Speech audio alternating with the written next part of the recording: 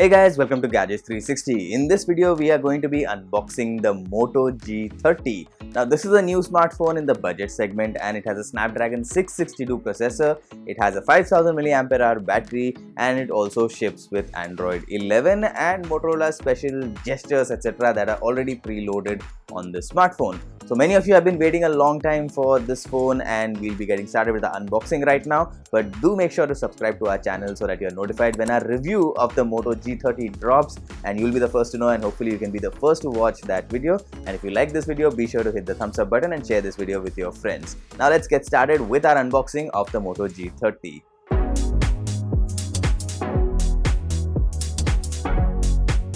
So this is the box of the Moto G30.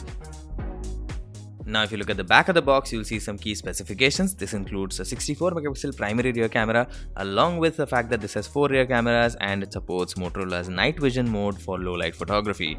Now you can also see that there's a 6.5-inch display here with a 90Hz refresh rate along with a 5000 mAh battery on this device. Now let's quickly open up the box to see what's inside.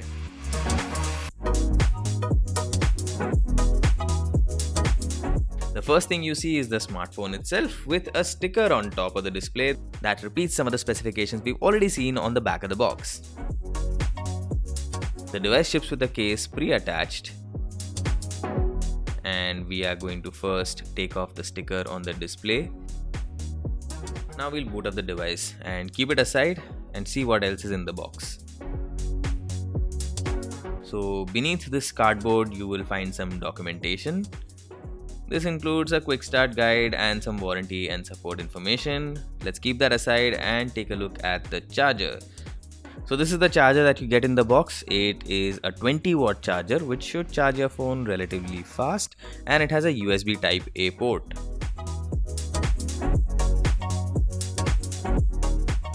Here's the SIM eject tool which we'll be using in a bit to check for expandable storage. And this is a USB type A to USB type C cable which you will use for charging and data transfer. Okay, now let's take a look at the smartphone itself. First, we'll quickly set up the device, and once that's done, we'll be talking about some basic specifications and key features of this one. Let's take out the case as well to get a clear look at the back of the device. So this gradient finish looks nice. There's a tiny little camera bump here, and you also have a rear mounted fingerprint sensor. On the side you have a power button, the volume buttons, and at the top you have a dedicated Google Assistant button. While we are completing the setup, let's quickly talk about the display on this device. It's a 6.5-inch screen with a 90Hz refresh rate. And the display resolution is HD+, 1600 by 720 pixels. The aspect ratio is 20:9 and it has an LCD panel. There's a dewdrop notch here at the top, and in that you get a 13 megapixel selfie camera.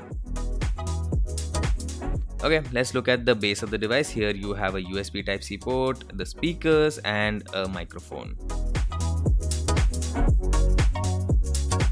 At the top you have the 3.5mm headphone jack. Okay, so let's quickly set up the fingerprint scanner as well while we are getting ready to use the device.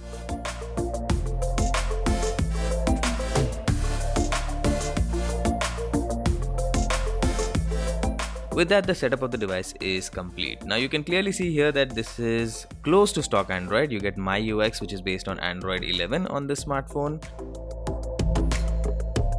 And there are not too many preloaded bloatware apps. Now you can see Facebook and you can see a lot of Google's own apps, but apart from that there's just this Moto app here which lets you personalize the device and add some gestures, which is a highlight of Motorola phones.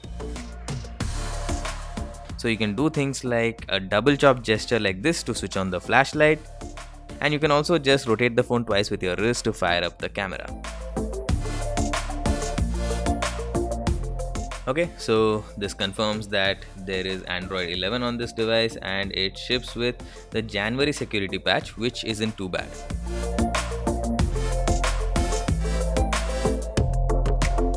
Some other important specifications include the Qualcomm Snapdragon 662 processor, which we've seen in a few other budget smartphones, which is on the Moto G30 as well. Now you have 4GB of RAM and 64GB of storage, along with the option to expand the storage using a micro SD card. Now there is a hybrid dual SIM tray on this smartphone, which means that you can either use 2 nano SIMs or 1 nano SIM along with 1 micro SD card. This smartphone has a 5000 mAh battery and a 20-watt charger in the box. The weight of this device is 200 grams. It is also IP52 rated, which means that you can expect some basic water repelling properties on this device, and it's not going to be as water resistant as an IP68 rated smartphone.